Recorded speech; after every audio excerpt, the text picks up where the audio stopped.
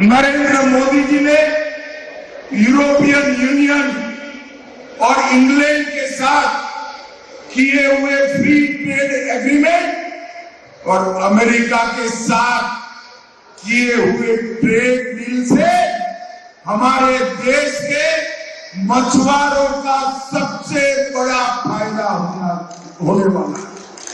राहुल गांधी जी देश के मछुआरों और किसानों को गुमराह करना चाहते हैं। वो झूठ बोलकर भ्रांति फैलाना चाहते हैं। मैं आज ये इस मंच से राहुल गांधी जी को जवाब देना चाहता हूं। राहुल गांधी जी, ट्रेड डील और एफटीए की बारीकियों को ध्यान से देखिए। नरेंद्र मोदी जी ने हमारे देश के किसानों को और पशुपालकों को 100% प्रोटेक्शन देने का काम किया है। इस एफटीए से और ट्रेड डील से हमारे किसानों को कोई नुकसान नहीं होने वाला है। किसानों का नुकसान आपकी मनमोहन सिंह सरकार के वक्त किया था। कई ऐसे वैश्विक समझौते किए जिसमें किसानों के हितों को बेच दिया गया था।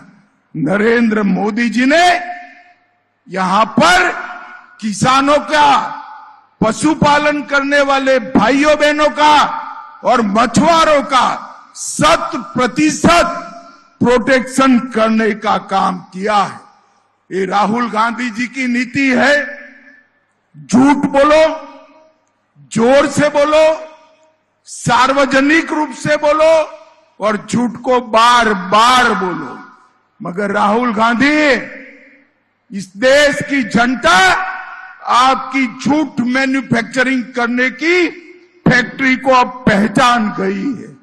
और एक बार मैं फिर से कहता हूं कि 2029 में नरेंद्र मोदी जी के नेतृत्व में NDA lead Bharatiya Janata party का गवर्नमेंट बनने वाला है। आपका बारी नहीं आने वाला।